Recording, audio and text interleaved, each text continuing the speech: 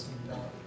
스테반이 순교를 하고 헬라파 유대인들이 박해를 피해서 로마차이로 지역으로 옮겨갔다라고 했는데 그중 일부가 로마에서 세 번째 큰 도시였던 안디옥으로 가서 복음을 전했다 하는 것을 생각해 보았습니다. 복음이 안디옥에서 놀랍게 확장되자 예루살렘 교회는 이 안디옥 교회 상황을 살펴보고 교회 일치를 위해서 한 사람을 파송하는데 자연인격과 신앙인격에 후궁했던 바나바를 파송했다라고 말씀드렸죠. 이 바나바는 안디옥에 가서 함께 사역하는데 교회가 놀라운 역사가 일어나는 거죠. 훌륭한 지도자가 내려오니까 교회가 훨씬 더 부흥하고 놀라운 역사가 일어났습니다. 우리 생각에는 이 정도 하면 됐다라고 생각하는데 이 바나바는 혼자서 교회를 감당하지 않고 다소에 있던 사울을 찾아가서 그 사울을 찾아 데리고 와서 1년여간 바나바와 사울이 함께 사역하게 되었다. 함께 사역하니까 교회가 더 부흥했고 1년 동안 사역한 결과 한국의 시민들이 예수 믿는 사람을 일컬어서 그리스도인이라는 공식적인 명칭을 붙여주었다고 말씀드렸습니다. 그리고 안디옥 교회는 예루살렘 교회가 힘들다는 소리를 듣고 예루살렘 교회를 위해서 구제 헌금을 보냈다는 대목까지 생각했습니다. 저와 여러분이 정동교회를 섬겨가면서 막연히 섬기는 것이 아니라 우리가 섬기는 교회도 이 안디옥 교회를 닮아갈 수 있기를 바랍니다. 우리가 교회가 부흥하게 되면 지역을 위해서 나누고 구제하는 교회, 주님 기뻐하는 교회가 될 거라고 생각하는데요. 이렇게 복음이 안디옥에 놀랍게 확장되고 있을 때 예루살렘 교회는 또 찬바람이 매섭게 불기 시작했습니다. 그 내용이 바로 오늘 본 말씀인데요. 1절과 2절 말씀 한번 같이 읽어보겠습니다. 1절 2절입니다. 시작. 그때 헤롯 왕이 손을 들어 교회 중에서 몇 사람을 피하게 하여 요한의 형제 야고보를 칼로 죽이니. 아멘. 우리는 이미 스데반 평신도 지도자가 순교당한 걸 생각했습니다. 그런데요, 그때 교회를 핍박했던 사람은 이제 종교적인 지도자들이 핍박을 했고, 그런 핍박을 당한 사람은 헬라파 유대인들이 핍박을 당하고 히브리파 유대인들은 핍박을 당하지 않았습니다. 차이가 나는 거예요. 근데 지금 오늘 본 말씀 12장의 말씀에 다시 핍박이 시작되는데 지금 핍박은 정치적인 핍박입니다. 국가적인 핍박이 맺고 이제는 히브리파 유대인들에 대한 핍박이 시작되었다는 걸 보게 되는데요. 헤롯 왕이 작정을 하고 기독교의 대표되는 인물 사도들을 죽이려고 계획을 했고 죽였다 하는 걸 보게 됩니다. 그래서 오늘 본 말씀에 그때 헤롯 왕이 손을 들어 교회 중에 몇 사람을 해하려 했다라고 하는데요. 헤롯 왕에 대해서 조금 좀 정리를 해볼 필요가 있습니다. 왜냐하면 성경 말씀에 보면 헤롯 왕이 여러 번 등장하는데 5명의 헤롯 왕이 등장하고 있습니다. 이거는 보셔야 될 건요. 먼저 우리가 보통 헤롯이라고 얘기하면 헤롯 대왕을 생각합니다. 예수님 탄생하셨을 때 이 동방 박사들이 와가지고 예수님이 탄생하셨다, 왕이 탄생하셨다라고 하니까 이 헤롯 대왕이 그때를 기준해서 베들레헴의 2살 이하의 사내아이를 몰살시킨 적이 있지 않습니까? 그때 다스렸던 왕이 누구냐면 헤롯 대왕입니다. 그래서 헤롯 대왕이라고 얘기하고요. 그 뒤를 이어서 헤롯 아켈라오라는 왕이 통치를 했는데 헤롯 대왕에 이어서 주 4년부터 6년까지 짧은 기간 동안 왕노릇한 사람이 헤롯 아켈라오입니다. 그 다음에 세 번째 왕이 누구냐면 헤롯 안티바스라는 왕인데 이 헤롯 안티바스가 한 일 중에 하나가 세례 요한을 못 뺀 사람입니다. 굉장히 자기가 자기 기분에 못 이겨서 세례 요한을 못 뺀 그런 인물이고요. 네 번째 등장한 헤롯 왕이 헤롯 아그리파 1세입니다. 헤롯 아그리파 1세인데 빨간색으로 표시했다는 말은 오늘 말씀과 관련이 있다는 말이에요. 오늘 본문 말씀에 나오는 헤롯 왕이라고 얘기하면 헤롯 아그리파 1세를 얘기하는데 이 헤롯 아그리파 1세는 헤롯 대왕의 손자입니다. 헤롯 대왕의 손자로서 본래 갈릴리 근방의 군봉왕이었는데 정치적인 수완이 굉장히 좋아서 헤롯 안티파스 3대 헤롯 안티파스를 물리치고 자기가 예루살렘과 갈릴리의 모든 통치권을 물려받아서 그것을 받은 사람입니다. 이 사람은 로마 사람한테 왕위를 물려받았기 때문에 로마에게 잘 보여야 되는 거예요. 로마에만 잘 보여야 되는 게 아니라 나라가 평안해야 되니까 유대 사람을 평안하게 만들 그런 책임이 있기 때문에 이 유대 사람의 마음을 평안하기 위해서 순전히 정치적인 욕망을 이루기 위해서 한 게 뭐냐면 오늘 본문 말씀에 사도들을 죽이는 일을 하는 거죠. 자기는 다른 목적이 없어요. 정치적으로 인정받고 나라의 평안을 위해서 이제 사도를 죽이는 걸 보는데 그 사람이 바로 헤롯 아그리파 1세입니다. 다섯 번째 헤롯 왕이 헤롯 아그리파 2세인데요. 사도행전 26장 28절에 보면 가이사라에서 사도 바울이 체포가 되고 사도 바울이 신문을 당하게 되는데 가이사라에서 사도 바울을 재판한 왕이 누구냐면 헤롯 아그리파 2세입니다. 자, 한번 보세요.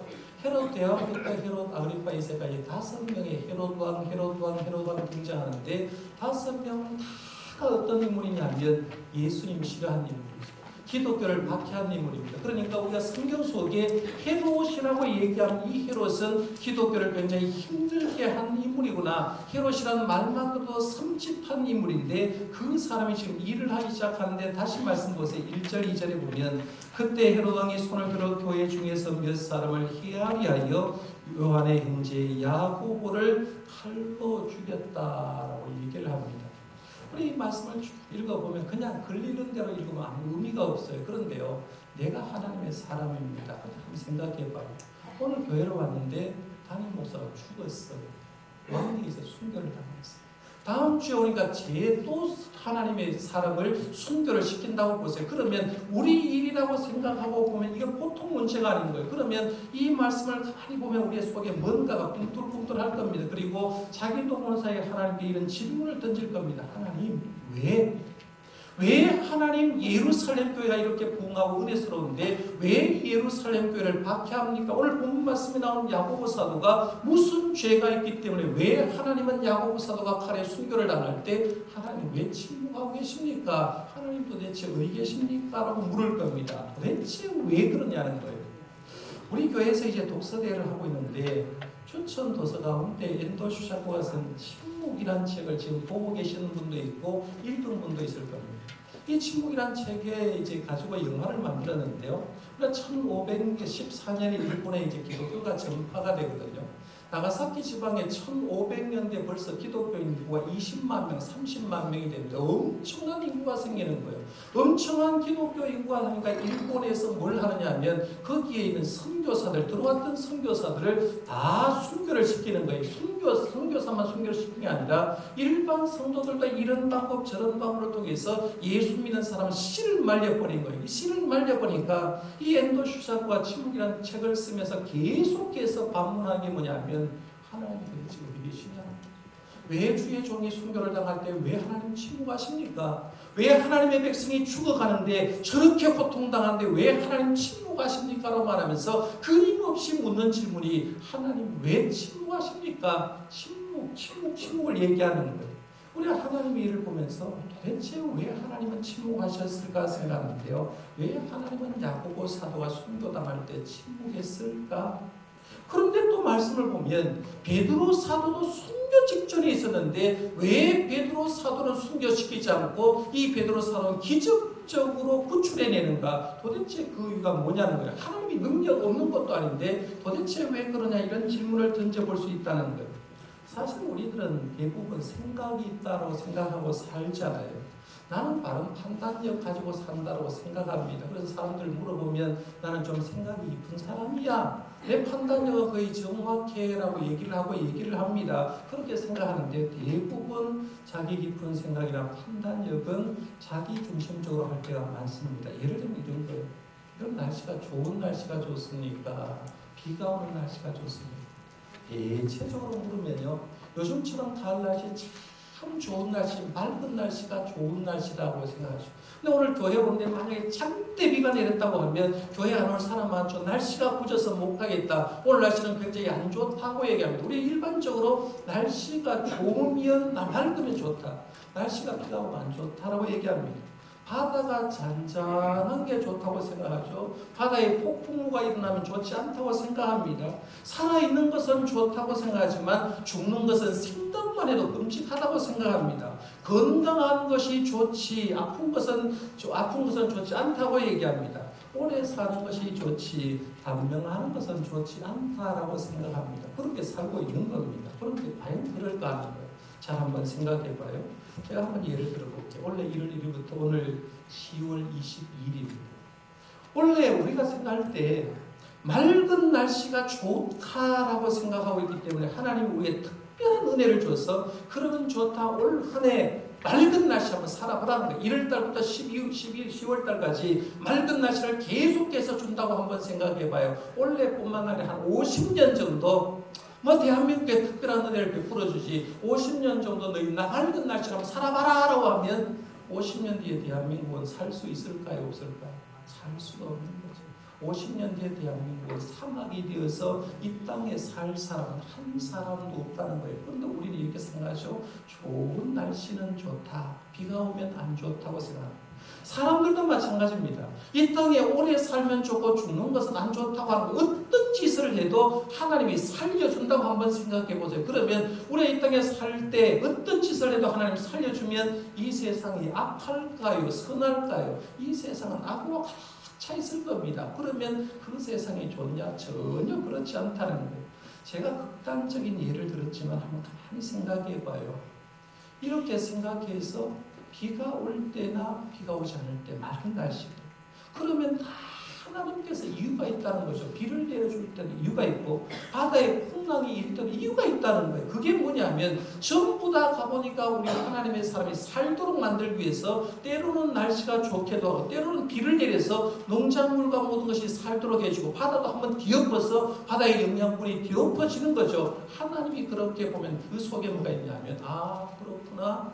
날씨가 좋을 때도 날씨가 비 올 때도 거기에는 하나님의 경륜이 들어있구나 라고 생각하는 거죠. 그러면 우리가 생각할 때 세상은 내 뜻대로 살아가시는 게 아니라 하나님의 경륜 속에 움직이구나 라고 생각하는 거예요.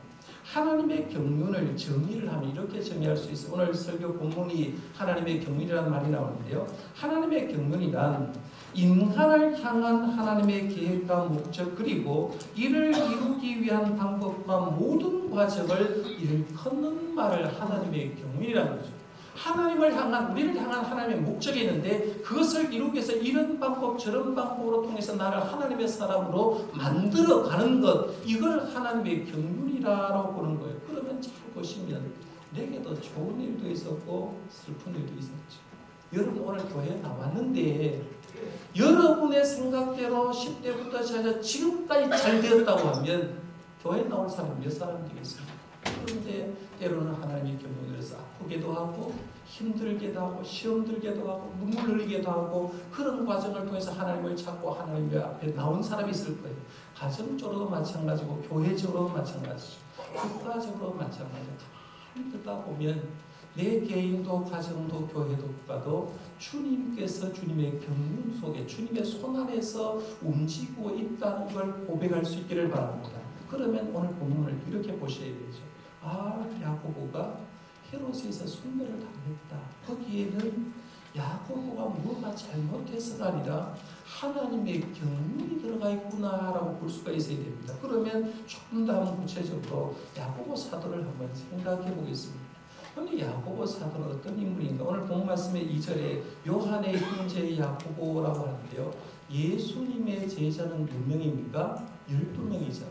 12명의 제자 가운데 예수님이 특별히 사랑한 사람은 3사람이죠. 그렇죠? 3사람인데 그 3사람이 누굽니까? 베드로와 야고보와 요한입니다. 이 베드로와 야고보와 요한은 특별한 일이 있을 때만 3사람 데려갔거든. 예를 들면 회당장 야이로의 딸을 살릴 때 3제자 데려갔거든요. 예수님이 변화산에 올라가서 하나님의 모습으로 변형된 모습도 3제자에만 보내졌습니다. 예수님이 겟세마네 동산에 기도하실 때도 일반 제자는 저 멀리 앉아있으라고 하고 이 3제자만 데려와서 너희들 나를 위해서 기도해달라고 부탁하는 거죠.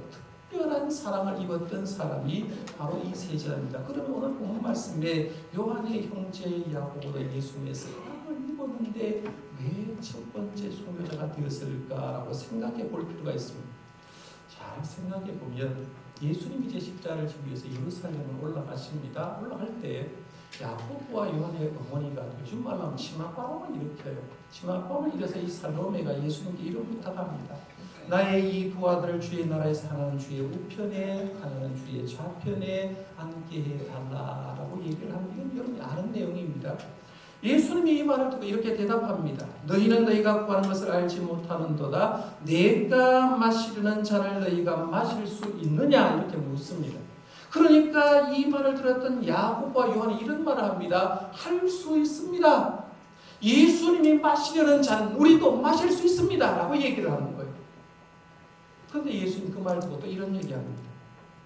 너희가 과연 내 잔을 마시겠지만 하나님의 나라에 내 좌우편에 앉는 건 하나님이 하시는 것이고 나는 모른다라는 그런 표현을 썼어요. 여기에 잔이라는 의미를 잘 생각해 봐야 됩니다.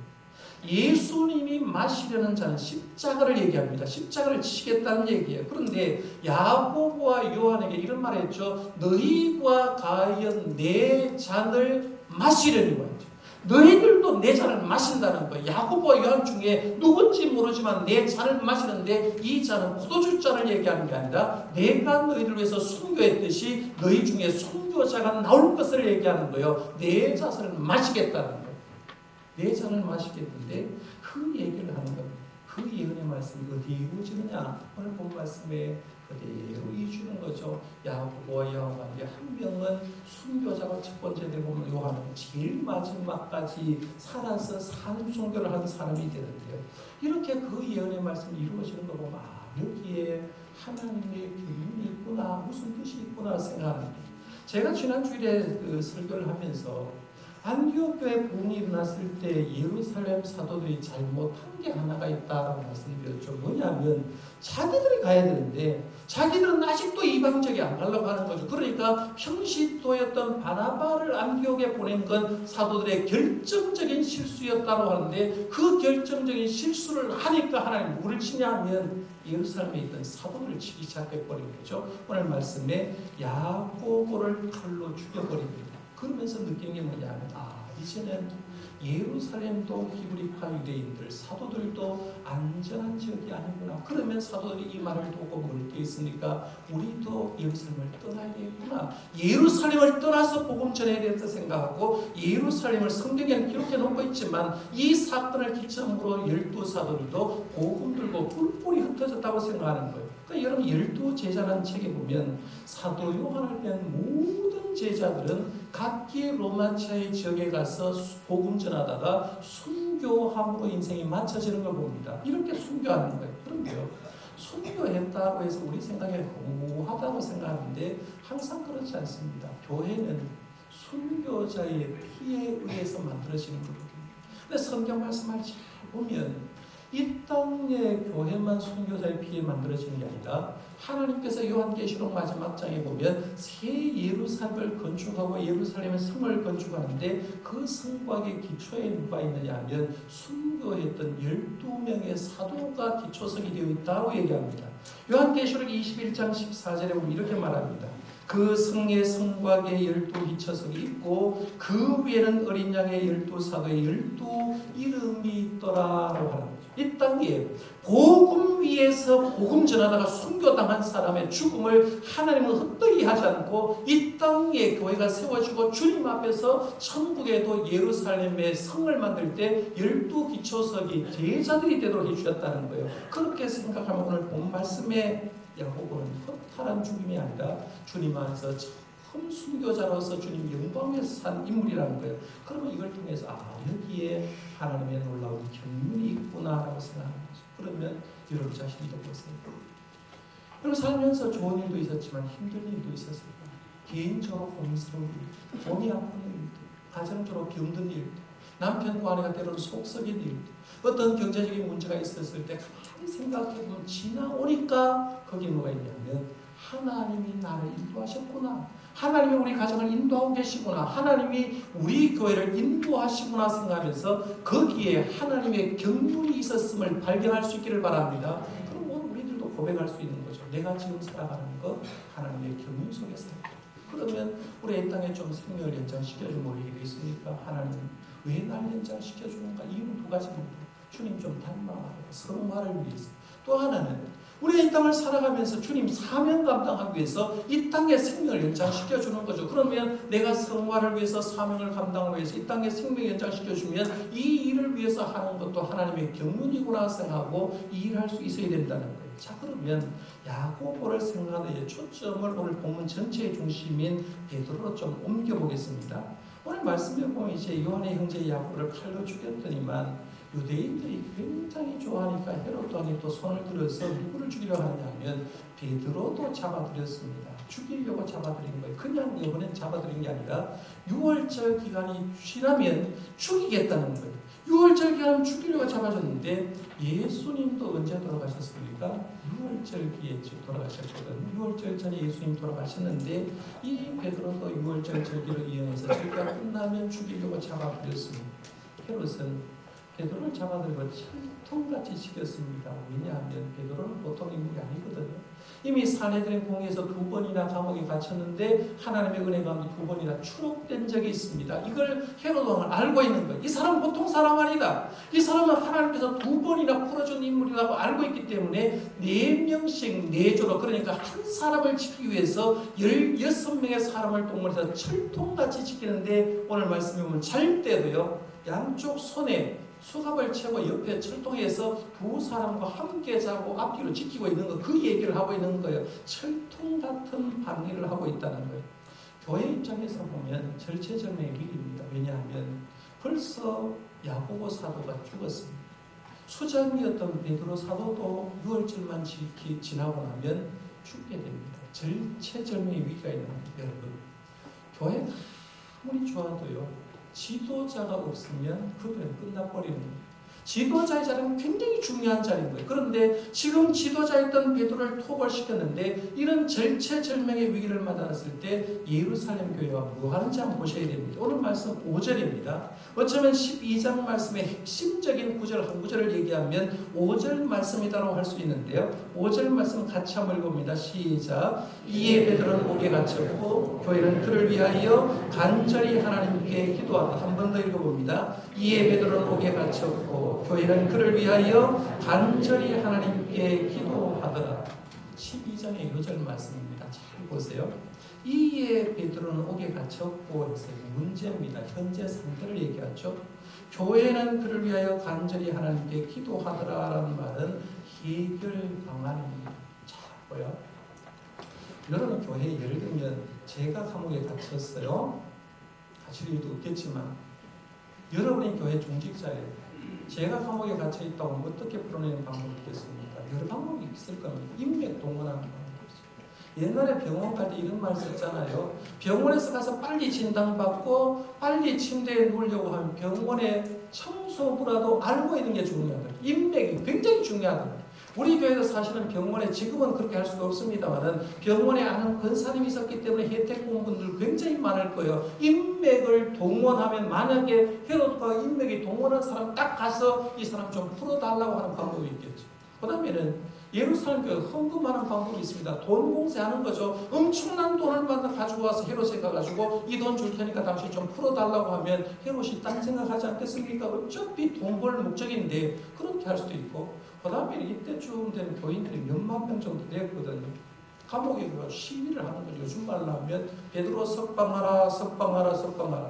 아니면 그렇게 할 수도 있고 무력으로 인해서 군인들을 가지고 지키는 사람들에게 무력으로 끌어내는 방법도 있습니다. 그런데 예루살렘 교회는 인맥 활용하지 않았거든요. 돈 활용하지 않았습니다. 자신의 힘도 하지 않았습니다. 그들의 방법은 오직 하나, 뭐라고 했습니까? 교회는 그를 위하여 간절히 하나님께 기도하더라 했습니다. 교회는 간절히 하나님께 기도했다. 마가의 다락방에도 모였을 거고요. 예배 처소마다 모였을 겁니다. 성도 가정마다 모여서 간절히 하나님께 베드로의 석방을 위해서 기도했다라고 얘기하는 거예요. 여러분들 오늘 이 말씀을 가지고 우리의 신앙의 태도에 도전받을 것이 있습니다. 하나는 뭐냐면 내가 힘들 때 나 누구를 찾아가는지 잘 생각해 보셔야 돼요.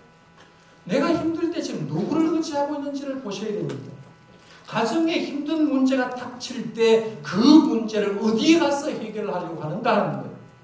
교회나 국가에 문제가 닥칠 때 그 문제를 어떻게 해결하는가 굉장히 중요합니다. 병아리는요, 갑자기 자기 목숨에 위기가 오면 어미 닭 품속에 날개 안에 들어가 버립니다. 그러면 어미 닭은 자기 병아리를 자기 목숨 걸고 보호해 주는 걸 겁니다.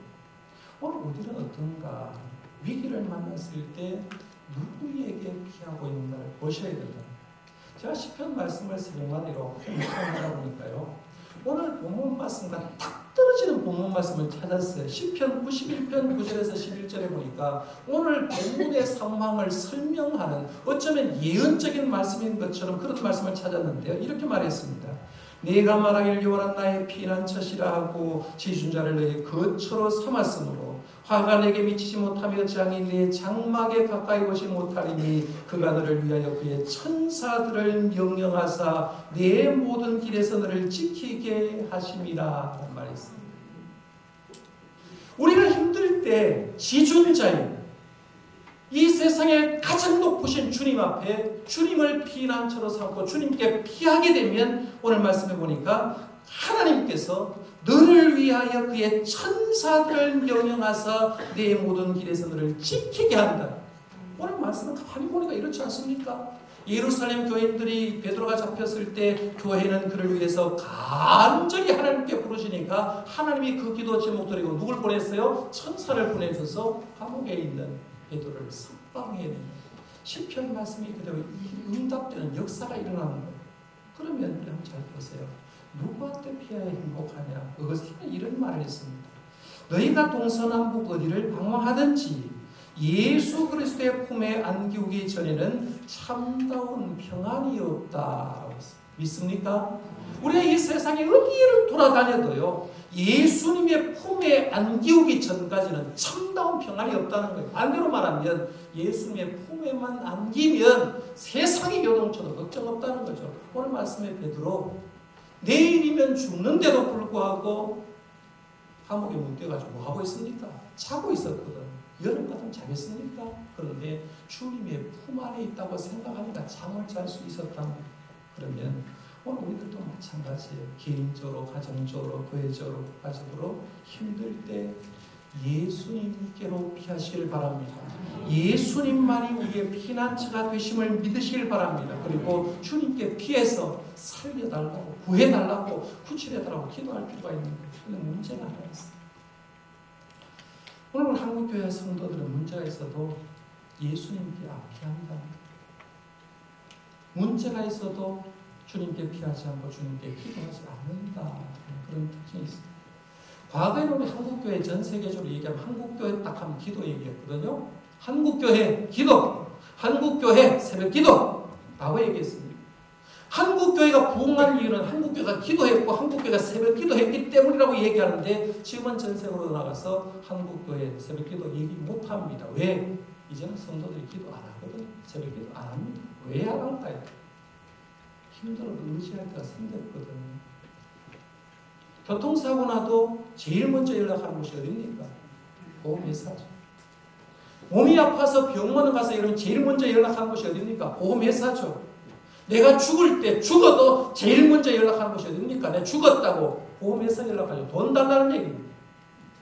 우리의 의식 속에 나도 모르게 예수 믿는 사람들의 의식 속에 힘들 때 피하는 것이 예수님이 아닌가요? 힘들 때 피하고 있는 것이 보험이 되었습니다. 생명보험, 자동차보험, 그렇죠? 그런 보험이 되고 있어요. 그러다 보니까 힘든 일이 닥쳐도 걱정이 없어요. 다 보험이 해결해 줍니다. 주님의 품에 피할 일도 없어요. 기도를 할 필요가 없다는 얘기죠. 그러다 보니까 어느 날 잊어버리는 게 힘들 때 주님 앞에 피하지도 않고 주님께 나와 기도하지도 않는 거예요. 그러면서 우리는 하루하루 살아가고 있는 사랑하는 성도 여러분, 우리의 신앙을 다시 한번 회복해서 오늘 말씀 5절에 있는 대로 이 예배들은 어디 갇혔고 교회는 그를 위하여 간절히 하나님께 기도하는 말씀대로 힘들고 어려울 때 주님의 날개 아래 피할 수 있기를 바랍니다. 마음이 아니면 진짜 몸으로요. 힘들 때 주님께 나와 기도에 동참할 수 있기를 바랍니다. 이게 내가 살 길이라는 거예요. 예루살렘 성도가 이렇게 간절히 기도하자 드디어 하나님 그 기도를 들으셨어요. 6절 말씀부터 시작해서 이제 기도의 응답의 내용이 쭉 나오는데 하나님은 아까 제가 10편 말씀드렸던 대로 그 기도를 들으시고 하나님 천사를 동원하기 시작합니다. 오늘 말씀 한번 보면 6절, 7절 말씀, 8절, 9절, 10절까지 쭉 이어졌는데 다 얘기를 할 시간이 없기 때문에 중요한 몇 구절만 제가 한번 살펴볼게요. 6절 말씀 생각해 보세요. 6절 말씀. 헤롯이 잡아내려고 하는 그 전날 밤에 베드로가 두 본인 틈에서 두 쇠사슬에 매어 누워 자는데 아까 말씀드렸어요. 주님의 날개 아래 안에는 잠이 못 자는데 베드로는 지금 잠을 자고 있어요. 파수꾼이 문 밖에 옥을 지키더니 라고 있습니다. 여기서 중요한 건 헤롯이 잡아내려고 하는 그 전날 밤에 하나님이 응답했다 이 말입니다. 여기서 하나님께서 응답을 해주는데 예루살렘 교회가 기도를 시작해서 우리 생각에 기도 시작하자마자 이쪽에 응답이 떨어져야 되는데 응답은 언제 떨어지냐 하면 베드로 사도가 순교하기 전날 밤이라는 거죠. 결정적인 순간을 얘기하는 거예요. 이때까지 기다렸을 이스라엘 백성들 그리고 기독교는 얼마나 애달았을 겁니다. 그런데 하나님은 드디어 응답의 역사가 베풀어주는데 결정적인 순간 죽기 전날 밤에 드디어 하나님이 움직이기 시작했다는 여러분 우리가 기도할 때 이걸 분명히 아셔야 됩니다. 기도는 내가 합니다.